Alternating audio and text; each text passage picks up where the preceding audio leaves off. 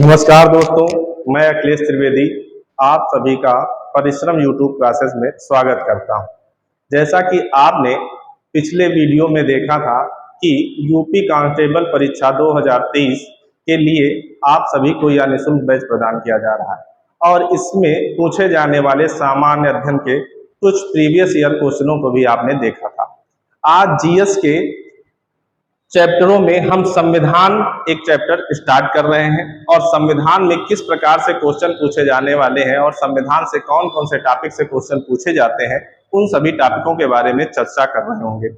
संविधान में जो रूपरेखा हमारी रहने वाली है वो इस प्रकार से रहने वाली है कि सर्वप्रथम हम संविधान क्या है उसके बारे में जानने का प्रयास करेंगे। इस संविधान क्या है, यह क्या है, नियमों का दस्तावेज है, किस प्रकार से क्या है, इसके बारे में जानेंगे। उसके बाद भारत की संवैधानिक विकास, भारत का संवैधानिक विकास किस प्रकार से रहा, इसके विकास में क्या क्या क्रम आए और इसको किस किस जर्नी से इसको गुजरना पड़ा, इस बारे में हम लोग समझेंगे। उसके बाद संविधान की क्या क्या विशेषताएं हैं, भारतीय संविधान की विशेषताओं से जुड़े हुए कुछ क्वेश्चन पूछे जाते हैं आप सभी से, तो उनके बारे में भी हम जानने का प्रयास करेंगे। उद्देशिका, जिसे हम प्रस्तावना के नाम से भी जानते हैं, उद्देशिका क्या होती है, प्रस्तावना क्या होती है, इसके बारे में भी हम जानेंगे और इससे संबंधित जो क्वेश्चन पूछे जाते हैं उनके बारे में हम देखेंगे। स्रोत, आप जानते हैं भारत का संविधान ज्यादातर बाहरी स्रोतों से लिया गया है। हालांकि 1935 के भारत शासन अधिनियम से ही हमारा आधे से ज्यादा संविधान बनकर तैयार हो गया, लेकिन फिर भी हमने 60 देशों के संविधान लगभग पढ़े और उनमें से लगभग 10 देशों के संविधानों से हमने कुछ नियमों का या कानूनों का दस्तावेज ले लिया है। इसीलिए हम बाहरी स्रोत भी पढ़ते हैं कि भारत के संविधान में बाहरी स्रोतों का क्या योगदान है। सूचियां नहीं अनुसूचियां, हम लोगों को अनुसूचियां भी पढ़नी है। अनुसूचियां कितनी हैं आप जानते हैं, संविधान निर्माण के समय 8 अनुसूचियां थी, लेकिन प्रेजेंट टाइम में 12 है। वर्तमान में 12 अनुसूचियों के बारे में पढ़ रहे होंगे। भाग, 22 भाग के बारे में हम पढ़ रहे होंगे।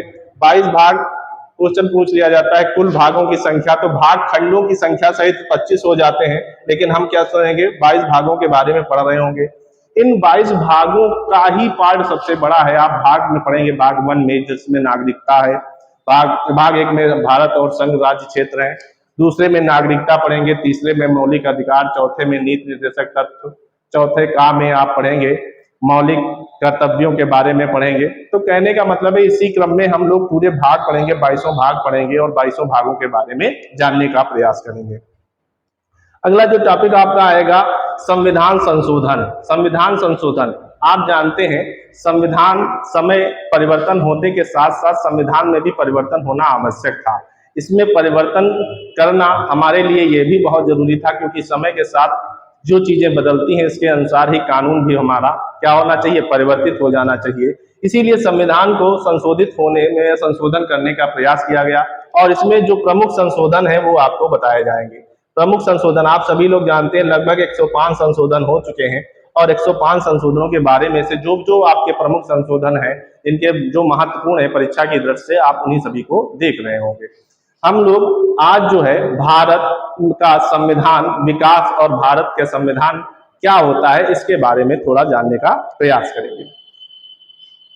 संविधान, सबसे तो पहले यह है कि हमको ये जानना है कि संविधान कहते किसे हैं, संविधान क्या होता है, इसको पढ़ने की आवश्यकता क्या है। संविधान आप किसे कहते हैं ये पहले देखें। संविधान क्या है, नियमों उपनियमों का वह दस्तावेज, वैधानिक दस्तावेज जिसमें शासन के अमूलभूत सिद्धांतों का वर्णन होता है, जिससे अनुरूप किसी भी देश या राज्य के शासन का संचालन किया जाता है।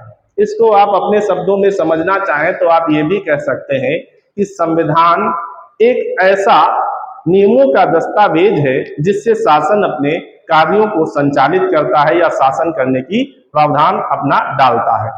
आप देखते हैं घर परिवार में भी क्या होता है, एक नियम और कानून चलता है जो परिवार का संविधान बोल सकते हैं। उसी प्रकार से शासन जो अपनी व्यवस्था में करती है या अपनी शासन जो अपने शासन करने के लिए नियम और कानून बनाती है, वही आपका क्या कहलाता है, संविधान। संविधान क्या है, एक दस्तावेज है, आप सभी लोग जानते हैं क्या है, वैधानिक दस्तावेज। ठीक है, इससे आपसे क्वेश्चन पूछ लेता है तो आप बताएंगे क्या है, ये वैधानिक दस्तावेज है। आप थोड़ा सा और देखना चाहें तो आप जानते हैं कि संविधान जो है राष्ट्र के शासन के दर्शन की रूपरेखा तैयार करता है। आप जानते हैं राष्ट्र के शासन को आपको एक रूप में देखना है। रूपरेखा क्या होती है, आप रूपरेखा जानते होंगे। रूपरेखा तैयार करने का मतलब आप एक दृष्टि से राष्ट्र के शासन को देखना चाहते हैं तो आप उस राष्ट्र के संविधान को पढ़ लीजिए, आपको राष्ट्र का दर्शन हो जाएगा। आते हैं संविधान क्या है, इसके बारे में जानने के बाद हम लोग आते हैं कि भारत का संवैधानिक विकास कैसे हुआ, क्या कारण रहे कि भारत का संविधान इतना बड़ा बना और इतना सुरक्षित और इतना अच्छा कि सभी लोग इसको बहुत ज्यादा सराहते हैं और बहुत ज्यादा पसंद करते हैं। भारत का संविधान विकास में आप जानते हैं इसके विकास में बहुत बड़ा योगदान रहा है किसका, ब्रिटेन का। आप जानते हैं 1600 ईस्वी में महारानी एलिजाबेथ द्वारा ईस्ट इंडिया कंपनी को कुछ अधिकार 15 वर्षों के लिए दिए जाते हैं और कहा जाता है कि आप पूर्वी क्षेत्र या भारत में जाकर अपना व्यापार कीजिए। इसी दृष्टि से क्या होता है कि भारत में ये कंपनियां आती हैं और व्यापार करना स्टार्ट करती हैं। धीरे धीरे व्यापार के साथ साथ ये कंपनियां प्रशासनिक क्षेत्र में अपना योगदान देने लगती हैं और यहाँ शासन व्यवस्था स्थापित करने का प्रयास करती हैं। यह कार्य और प्रबल हो जाता है जब ब्रिटिश सेना के द्वारा या ईस्ट इंडिया कंपनियों के द्वारा प्लासी और बक्सर का युद्ध जीत लिया जाता है और इस युद्ध के जीतने के बाद जो कंपनियां यहाँ व्यापार करने के लिए आई थी वो प्रशासनिक व्यवस्था को भी संभालने लगती हैं। इस प्रशासनिक व्यवस्था से बहुत ज्यादा ये लोग धन प्राप्त करने के पश्चात ब्रिटेन जब ले जाते थे तब वहां पर इसी धन के कारण अराजकता की स्थिति पैदा होती है और ब्रिटेन में ही अराजकता और मारपीट या बहुत ज्यादा यहाँ पर समस्याएं देखने को मिलती हैं, जो ब्रिटिश शासन इसको सुधारने के लिए या ईस्ट इंडिया कंपनी को नियंत्रित करने के लिए कुछ नियम और प्रावधान लाती है, जिनको आप किस नाम से जानते हैं। सर्वप्रथम आप देखते हैं ईस्ट इंडिया कंपनी के अंतर्गत और बाद में ब्रिटिश सरकार का मतलब हो गया क्राउन शासन के अंतर्गत भारत के संविधान का विकास हुआ है। कहने का मतलब सिर्फ यही है कि आप देखते हैं कि किस प्रकार से ब्रिटेन से कुछ कंपनियों को यह आदेश मिलता है या अधिकार मिलता है कि वह भारत में जाकर व्यापार करें और वो धीरे धीरे व्यापार के साथ साथ प्रशासनिक व्यवस्था को भी संभालने लगते हैं। अब आप देखेंगे कि भारत के संविधान में धीरे धीरे ईस्ट इंडिया कंपनी को नियंत्रित करने के लिए कुछ नियम चलाए गए। ये ईस्ट इंडिया कंपनी को नियंत्रित करने के लिए कुछ नियम चलाए गए, वो हम एक रूप में देखेंगे। और उसके बाद आप जानते हैं पहला जो नियम चलाया गया 1773 में पहला रेगुलेटिंग एक्ट चलाया गया, जिस पर ईस्ट इंडिया पर बहुत सारे लगाम लगाई गई और उस पर क्या है कुछ नियम लगाए गए जिसकी वजह से इनका प्रशासनिक व्यवस्था सुधर सके। उसके बाद ईस्ट इंडिया एक्ट आया 1784 में, इसमें भी ईस्ट इंडिया कंपनी पर कुछ नियम और कानून लगाए गए। उसके बाद आप जानते हैं चार्टर्ड एक्ट आया 1793 में और उसके बाद आप जानते हैं चार्टर्ड एक्ट 1813 आया और चार्टर्ड एक्ट 1833 और चार्टर्ड एक्ट 1853। कहने का मतलब है ईस्ट इंडिया कंपनी पर पहले तो जो ईस्ट इंडिया कंपनी आई थी 15 सालों के लिए यह व्यापार करने के लिए आई थी, लेकिन चार्टर्ड एक्ट से यह 20-20 वर्षों के लिए क्या है फिर से बढ़ाने लगा इसका समय और 20-20 वर्षों के बाद इनमें अलग अलग प्रकार के नियम आने लगे। होता यह है कि 1857 की क्रांति के बाद ब्रिटिश शासन को यह पता चल जाता है कि ईस्ट इंडिया कंपनी के द्वारा भारत में अब शासन चलाना मुश्किल हो जाएगा, क्योंकि यह लोग बहुत ही ज्यादा क्या कर रहे थे, अत्याचार भारत में कर रहे थे, विभिन्न प्रकार के कर लगाकर धन अर्जित कर रहे थे, जिसकी वजह से इतना नियंत्रण लगाने के बाद ब्रिटिश शासन के द्वारा इन कंपनियों पर इतना नियंत्रण लगाने के बाद भी ये लोग इस प्रकार की क्रांति का मतलब स्वरूप धारण करते हैं और भारत में 1857 की क्रांति का उदय होता है। ब्रिटिश शासन यह चाहता था कि ये भारत से जो हमारी सत्ता है वह ना जा पाए और भारत में हमारी सत्ता बने रहे। इसी कारण इन्होंने ईस्ट इंडिया कंपनी के अधिकारों को अपने आप क्या कर लिया, समाप्त कर दिया और भारत पर ब्रिटिश मतलब क्राउन मतलब ब्रिटिश डायरेक्ट शासन लगा दिया गया। ब्रिटिश क्राउन के अंतर्गत शासन चलने लगा। कहने का मतलब अब कंपनी की थ्रू शासन ना चलकर अब डायरेक्ट ब्रिटिश सरकार अपने आप भारत के संचालन को देख रही थी। इस भारत में संचालन में जो नियम बने तो वो सबसे पहला जो भारत शासन अधिनियम बनता है 1858 में। इसमें कुछ नियम और प्रावधानों के साथ यह नियम आता है। उसके बाद आप देखते हैं भारत परिषद अधिनियम 1961, उसके बाद आप देखते हैं भारत परिषद अधिनियम 1992, उसके बाद भारत परिषद अधिनियम 1909, उसके बाद भारत शासन अधिनियम 1919 और अगला देखते हैं भारत शासन अधिनियम 1935। इसके बाद 1935 में आप जानते हैं 1940 में अगस्त प्रस्ताव आता है। अगस्त प्रस्ताव के 1942 में आपका जानते हैं इरविन समझौता हुआ होता है और 1945 में वेबल योजना आती है और 1945 के बाद 1946 में कैबिनेट मिशन आता है और 1946 के बाद 1947 में भारतीय स्वतंत्रता अधिनियम आता है। तो इसी क्रम में हम लोग देखेंगे कि संविधान का जो विकास हुआ है इसी क्रम में विकास हुआ है। आज की क्लास में हम लोग देखेंगे कि ईस्ट इंडिया कंपनी के अंतर्गत क्या क्या नियम बने और क्या इन नियमों से क्वेश्चन पूछे जाते हैं, इनके बारे में समझने का प्रयास करेंगे और इसी के माध्यम से थोड़ा सा याद भी करने का प्रयास करेंगे। आइए हम लोग देखते हैं कि ईस्ट इंडिया कंपनी के द्वारा किस प्रकार से व्यवस्थाएं चलाई गई। सबसे पहले आते हैं कि ईस्ट इंडिया कंपनी पर लगाम लगाने के लिए सबसे पहले ब्रिटिश शासक के द्वारा 1773 का रेगुलेटिंग एक्ट लाया जाता है। यह रेगुलेटिंग एक्ट जो था ये कंपनी पर संसदीय नियंत्रण की स्थापना करना था।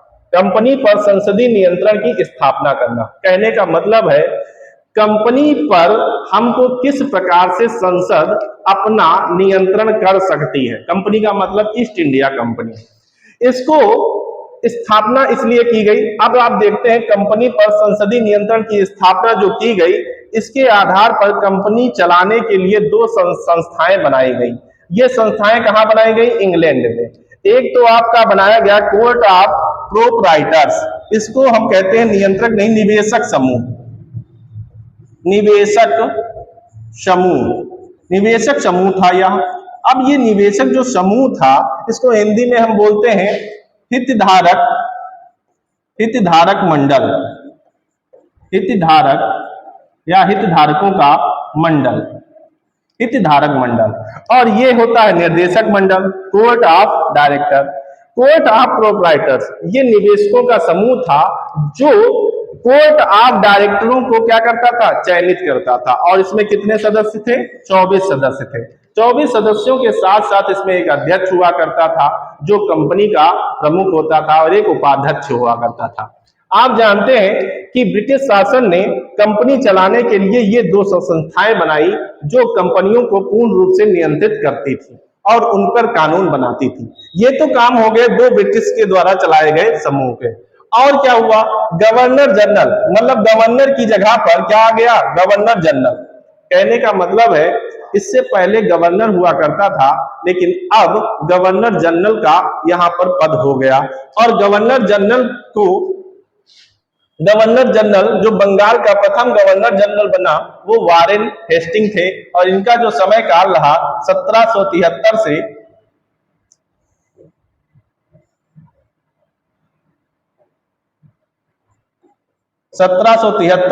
1785 ईस्वी तक। इनका जो समय रहा है 1773 से 1785 ईस्वी तक रहा है।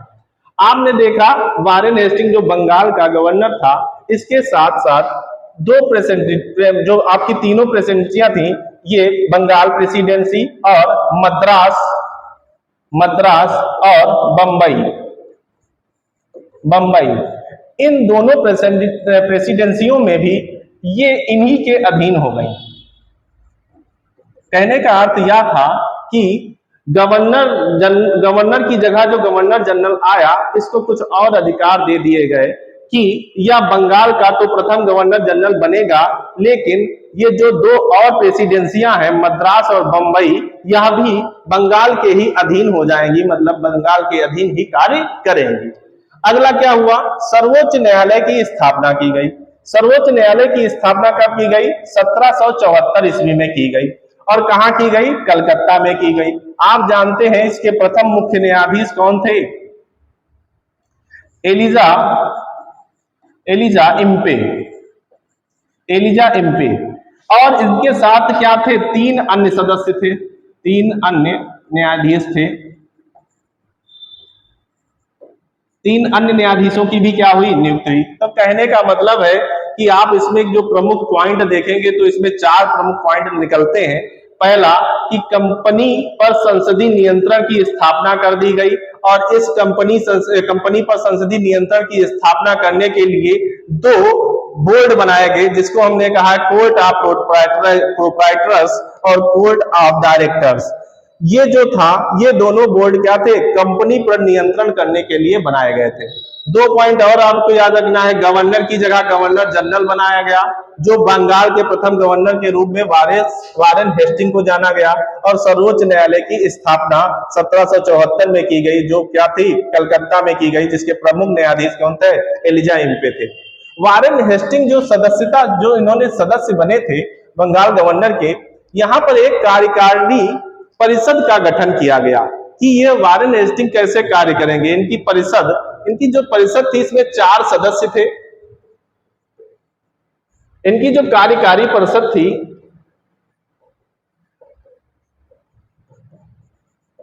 इसमें 4 सदस्य थे, और यह 4 सदस्य और एक अध्यक्ष वारेन हेस्टिंग को मिलाकर कितने हो जाते थे, टोटल 5 सदस्य हो जाते थे। यह 5 सदस्य मिलकर किसी भी नियम या कानून को क्या करते थे, पास करते थे, या बहुमत। आप जानते हैं बहुमत क्या हो जाता था, 50% हो जाता था। कहने का मतलब है 4 सदस्यों में से यदि 3 वोट किसी के एक पक्ष में आ जाते थे तो उसी का क्या हो जाता था, नियम पास हो जाता था। लेकिन गवर्नर जनरल को यह अधिकार प्राप्त था कि यह निर्णायक मत दे सके। आप जानते हैं गवर्नर जनरल को निर्णायक मत देने का अधिकार प्राप्त था। अर्थात निर्णायक मत वह होता है यदि कोई पार्टी बराबर दो वोट पा रही है, तो जिसको बंगाल का गवर्नर जनरल वोट कर देगा तो वही क्या हो जाएगा, उसी पार्टी का बहुमत हो जाएगा। मतलब वही पार्टी क्या हो जाएगी, जीत जाएगी। कहने का मतलब है कोई भी बिल पास कराना होता था, यदि समान 2 पार्टियां समान मत प्राप्त कर रही हैं, तो गवर्नर जनरल जिसको अपना समर्थन दे देगा वही पार्टी क्या हो जाती थी, उसी का बिल पास हो जाता था। आगे देखते हैं। तो आप इसमें समझ गए, इसमें 4 चीजें याद करनी है। आप समझ सकते हैं इसके लिए क्या बनाई गई थी, वारेन हेस्टिंग की सहायता करने के लिए 4 सदस्यीय एक कमेटी बनाई गई थी, जिसका नाम था कार्यकारी परिषद। और इसमें कुल मिलाकर 5 सदस्य हुआ करते थे, क्योंकि आप वारेन हेस्टिंग को भी मिला लेते थे जो अध्यक्ष थे, और 4 सदस्य अन्य हुआ करते थे। और इसको बंगाल के गवर्नर को निर्णायक मत देने का अधिकार था। अब इसके बाद 1773 के बाद आप देखते हैं 1784 का पिट्स इंडिया एक्ट आता है। बहुत बार तो यही भैया पूछ लिया जाता है कि आप ये बताइए कि पिट्स इंडिया एक्ट कब आया। तो आप जानते हैं पिट्स इंडिया एक्ट कब आया, 1784 ईस्वी में पिट्स इंडिया एक्ट आया। सन ही पूछ लिया जाता है, तो थोड़ा सन पर भी हम लोग ध्यान देते हैं। इसमें क्या हुआ, बताया गया संसदीय नियंत्रण, ब्रिटिश सरकार के द्वारा जो संसदीय नियंत्रण को और बढ़ा दिया गया। कहने का मतलब है जो संसदीय नियंत्रण चल रहा था, जिस यहाँ पर 2 बोर्ड बनाए गए थे, पहले प्रोप्राइटर, आप देख रहे थे 2 बोर्ड बनाए गए थे, कोर्ट ऑफ प्रोप्राइटर्स और कोर्ट ऑफ डायरेक्टर्स। इसके स्थान पर एक बोर्ड और बना दिया गया, जिसका नाम क्या रखा गया, बोर्ड ऑफ कंट्रोल की स्थापना की गई। और इस बोर्ड में कितने सदस्य होते थे, 6 सदस्य रखे गए।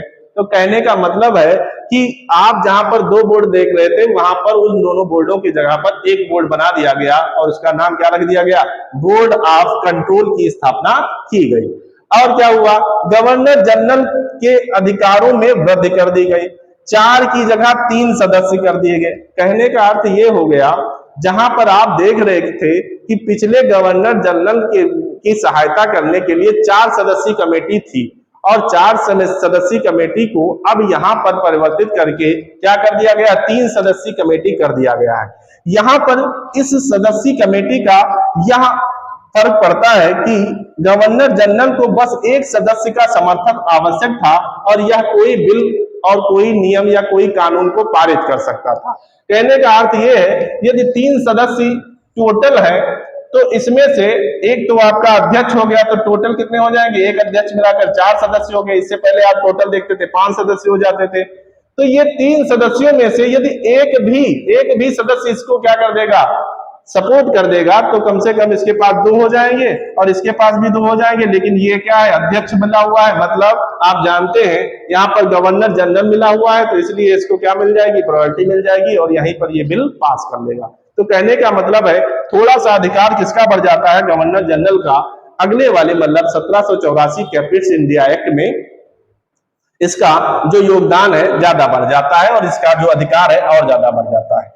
आप 1784 का पिट्स इंडिया एक्ट 2 इसमें नियम आप याद रखेंगे, 2 इसमें जरूरी बातें याद रखेंगे। एक, संसदीय नियंत्रण को बढ़ा दिया गया, बोर्ड ऑफ कंट्रोल की स्थापना की गई जिसमें सदस्य कितने थे, 6 सदस्य थे। वहीं पर दूसरा आप देखेंगे कि गवर्नर जनरल के अधिकारों में वृद्धि की गई, 4 सदस्यों की जगह 3 सदस्य कर दिए गए, जहां पर गवर्नर जनरल को बस एक ही सदस्य से क्या मिल जाता था, समर्थन आवश्यक होता था और वह अपना कोई नियम और कानून पारित कर सकता था। इसके बाद का देखते हैं 1786, 2 सालों के बाद आपने देखा था 1784 में पिट्स इंडिया एक्ट और 2 सालों के ही बाद क्या आ गया, 1786 का संशोधन अधिनियम। पिट्स इंडिया एक्ट में कुछ संशोधन कर इस संशोधन अधिनियम को प्रस्तुत किया गया।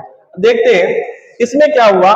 आप जानते हैं, आपको बताया गया था कि आपने देखा था कि 1773 से 1785 ईस्वी तक कौन गवर्नर जनरल रहा है, वारेन हेस्टिंग रहे हैं। तो कहने का मतलब है अब कौन से आ गए, लॉर्ड कॉर्नवालिस। अब जो ये 1746 का संविधान संशोधन था या कॉर्नवालिस के संबंध में लाया गया। अब इनके संबंध में जो लाया गया तो इनमें क्या हुआ, गवर्नर जनरल को मुख्य सेना का सेनापति घोषित कर दिया गया। अभी तो आप जानते थे कि गवर्नर जनरल बंगाल का क्या था, बंगाल का गवर्नर जनरल था और इसके अधीन 2 प्रेसिडेंसियां और कार्य कर रही थी, मद्रास और बॉम्बे। अब गवर्नर जनरल बंगाल का तो गवर्नर जनरल था ही था, लेकिन उसे मुख्य सेनापति भी घोषित कर दिया गया। कहने का मतलब है सेनापति का भी यह प्रमुख बन गया और बंगाल का प्रमुख तो था ही था। तो कहने का मतलब गवर्नर जनरल के पद में या उसकी ताकत में और बढ़ोतरी कर दी गई। और परिषद, कार्यकारी परिषद जो थी,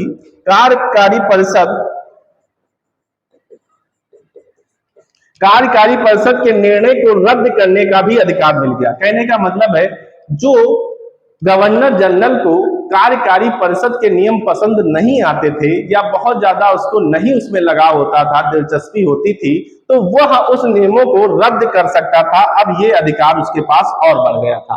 तो कहने का मतलब है 1786 के संशोधन करके गवर्नर जनरल की शक्तियों में और क्या करी गई, बढ़ोतरी करी गई। आप देखते हैं कॉर्नवालिस आते हैं, इनके संबंध में लाया गया था, यही गवर्नर जनरल बने थे और गवर्नर जनरल को मुख्य सेनापति बना दिया गया और क्या कर दिया गया, कार्यकारी परिषद के निर्णयों को रद्द करने का अधिकार दे दिया गया। इसके आगे आप देखते हैं, इसके बाद जो आता है 1793 का एक्ट। अब ये यहाँ पर एक्ट स्टार्ट हो जाते हैं। अब ये आप 4 प्रकार के एक्ट देखेंगे जो 20-20 सालों के लिए लाए जाते हैं। आप देखेंगे पहला जो एक्ट आया 1793 का चार्टर एक्ट। अब ये क्या था, कंपनी ने शासन 20 वर्षों के लिए बढ़ा दिया। ब्रिटिश शासन ने कंपनी को 20 वर्षों के लिए और शासन करने के लिए कहा, मंजूरी प्रदान कर दी गई और कहा कि आप जाकर वहां पर 20 वर्षों के लिए और शासन कर सकते हैं। और बंगाल के साथ साथ बंबई, मद्रास की जांच एवं पर्यवेक्षण बंगाल के गवर्नर को दे दिया गया। कहने का मतलब है पर्यवेक्षण का अधिकार भी दे दिया गया। अभी तक आपने कहा था कि अभी तक बंगाल के साथ बंबई और मद्रास अधीन तो थे ही थे, आप देख रहे थे। अधीन कब थे, आप अधीन देखा होगा 1773 के रेगुलेटिंग एक्ट में ही यह अधिकार मिल गया था कि ये दोनों प्रेसिडेंसियां बंगाल के ही अधीन रहेंगी। लेकिन 1793 के चार्टर एक्ट में यह भी बता दिया गया कि यहां पर जांच करने का अधिकार भी किसे मिल गया है, बंगाल के गवर्नर जनरल को मिल गया है। या पर्यवेक्षण का भी अधिकार किसको मिल गया है? बंगाल के गवर्नर जनरल को प्रदान कर दिया गया है। इसके बाद आप जानते थे जो प्रेसिडेंसियों को या जो कंपनियां चल रही थी भारत में, ईस्ट इंडिया कंपनी, इसके संचालन के लिए जो ब्रिटिश सरकार ने अपने यहाँ सदस्यों को भर्ती कर रखा था, उनका वेतन भारतीय राजस्व के देने की व्यवस्था बताई। कहा कि जो भी कंपनी को संचालन करने में बोर्ड बन रहा है, जैसे आपने अभी आप देखा था बोर्ड ऑफ कंट्रोल बना था जिसमें 6 सदस्य थे, उन सदस्यों का वेतन बताया गया वो कौन देगा? भारतीय राजस्व से दिया जाएगा, क्योंकि ये भारत के संबंध में कानून बनाते हैं या भारत के संबंध में व्यापार करने वाली कंपनी को नियंत्रित करते हैं। अगला देखते हैं, इसके बाद 20 वर्षों के बाद आता है आपका 1833 का चार्टर एक्ट।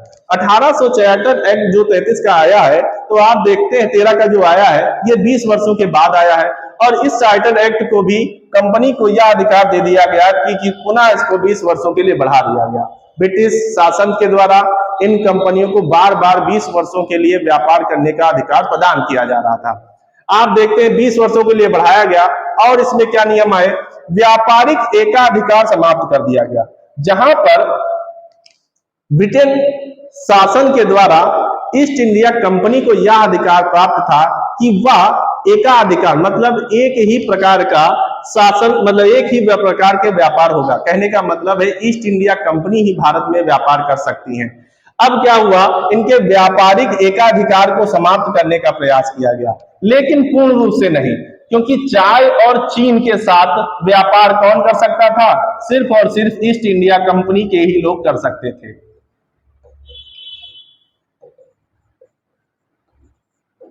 केवल ईस्ट इंडिया कंपनी के सदस्य ही क्या कर सकते थे? चाय और चीनी पर व्यापार कर सकते थे। लेकिन अन्य, आप जानते हैं इस समय उद्योग क्रांति का क्या हो गया था? विकास हो गया था। ब्रिटेन में क्या चल रही थी? औद्योगिक क्रांति चल रही थी।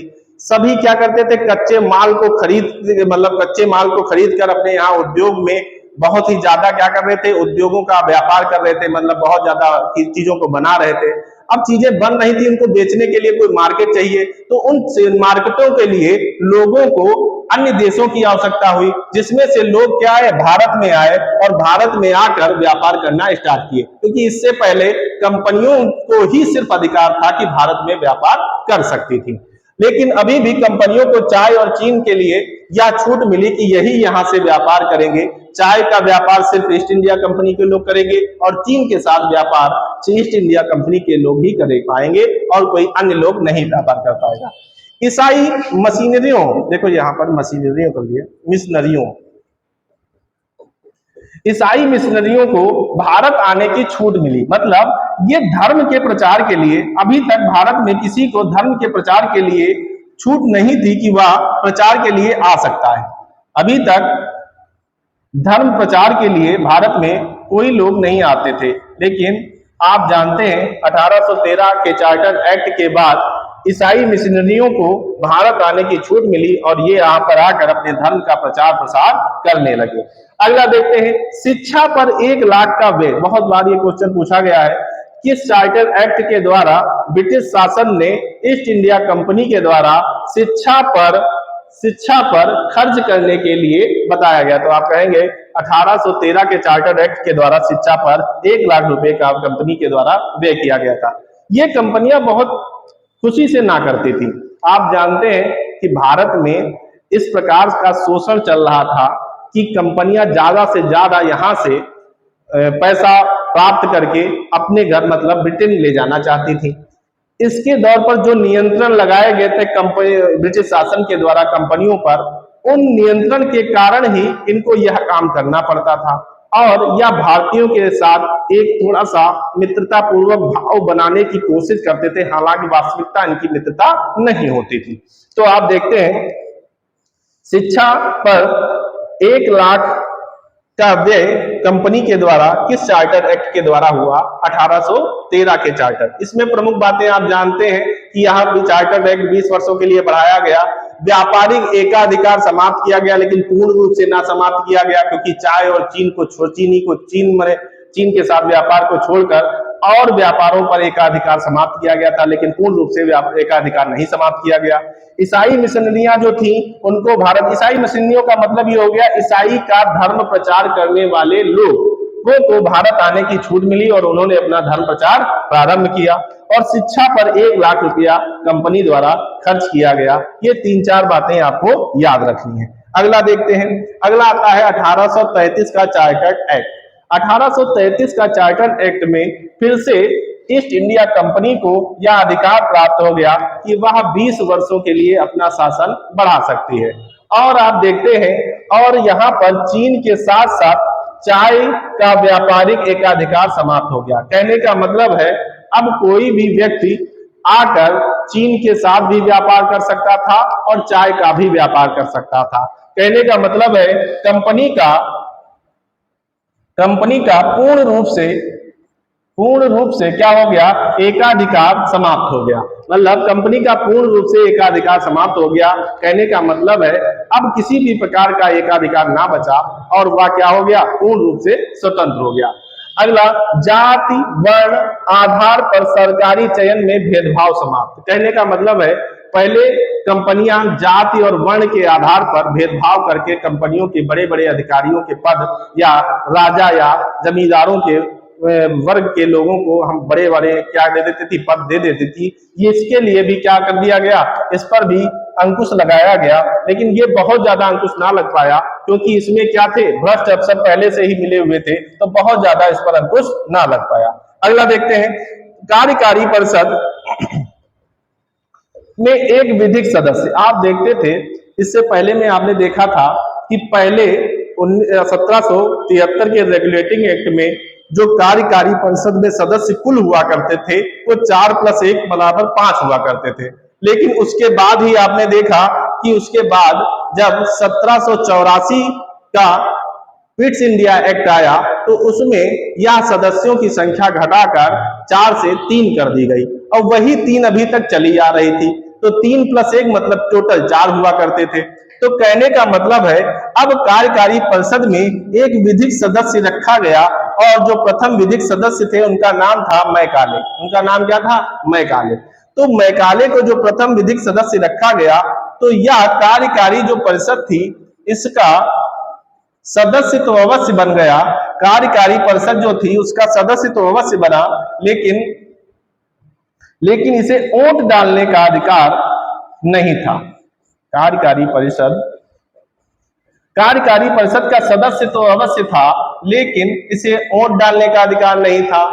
लेकिन यह क्या था, सिर्फ और सिर्फ परिषद को सलाह दे सकता था। किस प्रकार की सलाह था, कानून। लेकिन इसका कानूनी सलाह मानने के लिए गवर्नर जनरल बाध्य नहीं था। कहने का मतलब है यह सिर्फ औपचारिक रूप से अपना कार्य करता था, वास्तविक रूप से कार्य गवर्नर जनरल का ही था। तो कहने का मतलब है परिषद में एक विधिक सदस्य को कब रखा गया, तो आप जानते हैं 1833 के चार्टर्ड एक्ट में। इसमें भी 2-3 पॉइंट है जो आप याद कर सकते हैं, जैसा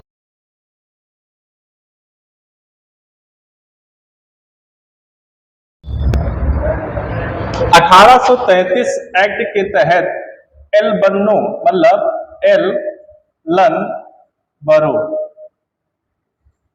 एलन बरो के द्वारा दास्ता समाप्त कर दी गई। कहने का मतलब है दास प्रथा का अंत जो हुआ है वो 1833 के एक्ट के तहत हुआ है और दास प्रथा को विधिक के विरुद्ध घोषित कर दिया गया और 1843 में इसे पूर्ण रूप से समाप्त कर दिया गया। कहने का मतलब ये है कि दास्ता को समाप्त करने के लिए जो एक्ट पारित हुआ था वह तो 1833 का चार्टर्ड एक्ट था, लेकिन इसको 10 वर्ष लगभग लग गए इसको समाप्त करने में। तो आप कह सकते हैं कि 10 वर्षों का समय लगा इसको दास प्रथा को समाप्त करने में। अगला देखते हैं, बंगाल के गवर्नर जनरल को यह अधिकार प्राप्त हो गया कि वह अब भारत का गवर्नर जनरल कहलाएगा। कहने का मतलब है बंगाल के गवर्नर जनरल को भारत का गवर्नर जनरल घोषित कर दिया गया और ये पहले भारत के जो गवर्नर जनरल हुए उनका नाम था विलियम बेंटिंक। उनका नाम क्या था, विलियम बेंटिंक। सिविल सेवकों, अगला देखते हैं पॉइंट, सिविल सेवकों के चयन के लिए खुली भर्ती का प्रावधान बताया गया। खुली प्रतियोगिता का आयोजन किया गया। तो कहने का मतलब है खुली प्रतियोगिता भर्ती का आयोजन किस चार्टर अधिनियम के अंतर्गत हुआ? तो 1833 चार्टर अधिनियम के अंतर्गत हुआ। इसमें आप देखते हैं कि आपको 2-3 पॉइंट आपको याद रखना है। पहला एक, चीन के शासन और चीन के साथ और चाय का व्यापारिक एकाधिकार समाप्त हो गया, मतलब कंपनी का पूर्ण रूप से एकाधिकार समाप्त हो गया। और जाति वर्ण का आधार पर सरकारी चयन में भेदभाव समाप्त हो गया। परिषद में एक विधिक सदस्य की स्थापना की गई, जहां पहले विधिक सदस्यों के सहित कार्यकारी परिषद के सदस्यों की संख्या 3+1 बराबर 4 हुआ करती थी, लेकिन अब एक विधिक सदस्य जुड़ जाने के कारण यहाँ पर फिर से संख्या 5 हो जाती है। जैसा कि आपने 1773 के रेगुलेटिंग एक्ट में देखा था कि 4 सदस्यों के साथ साथ एक गवर्नर जनरल का अध्यक्ष का पद मिल जाने के बाद वहां पर भी कार्यकारी परिषद की सदस्यों की संख्या कितनी हो जा रही थी? 5 हो जा रही थी। उसी प्रकार यहाँ पर भी सदस्यों की संख्या 5 हो जा रही है। अगला आप इसमें याद रखेंगे कि कंपनी ने 1833 ईस्वी में एलन बरो के नेतृत्व में दास प्रथा को समाप्त कर दिया। और पूर्ण रूप से दास प्रथा को कब समाप्त कर दिया गया? 1843। यह एक इसमें पॉइंट याद रखेंगे। और बंगाल के गवर्नर जनरल को भारत का गवर्नर जनरल नियुक्त कर दिया गया। एक पॉइंट आप ये याद रखेंगे। और सिविल सेवकों के चयन के लिए खुली भर्ती प्रतियोगिता का आयोजन किया गया। कहने का मतलब एक आप ये भी आप नियम याद रखेंगे। तो आपने देखा यहाँ से 2-3 पॉइंट आपको याद रखने हैं, ये आप पॉइंट याद रखेंगे। अगला आते हैं हम लोग 1853 का चार्टर्ड एक्ट। इसमें क्या किया गया, इसमें क्या परिवर्तन किए गए? आप देखते हैं कोर्ट ऑफ डायरेक्टरों की संख्या जो 24 थी, इन 24 की संख्या को घटाकर कितना कर दिया गया? 18 कर दिया गया। आपने इससे पहले देखा था 1773 के रेगुलेटिंग एक्ट में, आप शुरुआत में देखना चाहें तो 1773 के रेगुलेटिंग एक्ट में जहां पर कोर्ट ऑफ डायरेक्टर निर्देशक मंडलों की संख्या कितनी हुआ करती थी? 24 हुआ करती थी। अब यह 1853 के चार्टर अधिनियम में इनकी संख्या घटाकर कितनी कर दी गई है? 18 कर दी गई है। तो यहाँ पर 24 थी जो आपने 1773 के रेगुलेटिंग एक्ट में देखा है, और अब क्या हो गई है? अब यह संख्या 18 कर दी गई है। कहने का मतलब अब यह संख्या कितनी हो गई? 18 कर दी गई है। बंगाल के लिए एक पृथक लेफ्टिनेंट गवर्नर नियुक्त किया जाएगा। कहने का अर्थ है जो बंगाल का गवर्नर था वह भारत का गवर्नर जनरल बन गया था, उसके पास कार्य क्षमताएं बहुत ज्यादा बढ़ गई थी, इसलिए बंगाल के लिए एक पृथक लेफ्टिनेंट गवर्नर नियुक्त कर दिया गया जो बंगाल के कार्यों को देखता था। अगला देखते हैं, विधि सदस्य को गवर्नर जनरल की परिषद का पूर्ण सदस्य, आपको क्या याद रखना है? पूर्ण सदस्य बना दिया गया। कहने का मतलब है जो अभी तक आपने देखा था कि विधिक जो सदस्य था, विधिक सदस्य जो था यह पूर्ण सदस्य ना था। इससे पहले में आप देखेंगे कि यहाँ पर जो ये विधिक सदस्य था, यहाँ पर जो कार्यकारी, हाँ यहाँ पर आप देखेंगे तो यहाँ पर ये नहीं था। यहाँ पर जो ये संख्या बताई जा रही है ये यहाँ की नहीं है, ये आपने आगे की देख लीजिएगा, क्योंकि यहाँ पर तो ये सिर्फ कैसा था? परिषद में एक विधिक सदस्य था, ये औपचारिक रूप से था। कैसा था? औपचारिक रूप से। कहने का अर्थ है कि यहाँ पर जो कार्यकारी परिषद की संख्या थी वो सिर्फ 3 और 4 थी। कहने का मतलब 5 ना हुई थी। कहने का मतलब 5 नहीं हुई थी। लेकिन जब यह पूर्ण रूप से सदस्य बना दिया जाता है, जब यह पूर्ण रूप से सदस्य बना दिया जाता है, तब यहाँ पर 3+1+1 बराबर 5 सदस्यों की संख्या हो जाती है। कहने का अर्थ है यहाँ पर जब बना है ये विधिक सदस्य जो था पूर्ण सदस्य बन गया, अब इसको वोट डालने का अधिकार मिल गया, तब से यहाँ पर एक सदस्य की संख्या बढ़ गई और अब क्या हो गई? सदस्यों की संख्या कार्यकारी सभा में 5 हो गई। अधिकारियों की नियुक्ति के लिए सीधी भर्ती की जगह प्रतियोगी परीक्षाओं की शुरुआत की गई। आप जानते हैं अधिकारियों की जो नियुक्ति के लिए सीधी भर्ती की परीक्षा कराई जा रही थी, उनमें प्रतियोगी परीक्षाओं को भी शामिल कर दिया गया। अब जो भी सीधी भर्तियां हो रही थी अधिकारियों की नियुक्तियों के लिए, अब सीधी भर्ती ना होकर प्रतियोगी परीक्षाओं के द्वारा भर्तियां होंगी। तो इसमें भी आप 2-3 पॉइंट याद करने वाले हैं कि कोर्ट ऑफ डायरेक्टरों की संख्या 24 से घटाकर 18 कर दी गई। बंगाल के लिए पृथक लेफ्टिनेंट गवर्नर नियुक्त किया गया। विधि सदस्यों को गवर्नर जनरल की परिषद का पूर्ण सदस्य बना दिया गया। कहने का मतलब है उसे वोट देने का अधिकार किस चार्टर्ड एक्ट में हो गया, तो आप कहेंगे 1853 के चार्टर्ड एक्ट में। इसको थोड़ा सा बेटा देख लीजिएगा, क्योंकि इससे पहले वाले में हमने आपको बता दिया इसको पूर्ण सदस्य की सदस्यता प्राप्त हो गई थी, लेकिन 1833 में नहीं, वहां पर कहां पर प्राप्त हुई है, 1853 के चार्टर्ड एक्ट में प्राप्त हुई है। और अगला देखेंगे, अधिकारियों की नियुक्ति के लिए सीधी भर्ती की जगह प्रतियोगी परीक्षाओं की क्या कर दी गई, शुरुआत कर दी गई। यहां तक आप लोगों ने देखा कि ये आपका चार्टर्ड एक्ट था। कहने का मतलब है ईस्ट इंडिया कंपनी के द्वारा चलाए गए, ईस्ट इंडिया कंपनी के द्वारा चलाए गए जितने भी नियम थे, या ईस्ट इंडिया कंपनी का शासन जो चला है हमारा 1773 से और 1853 तक चला है। और 1853 के ही बाद क्या हो जाती है, 1857 में 1857 की क्रांति,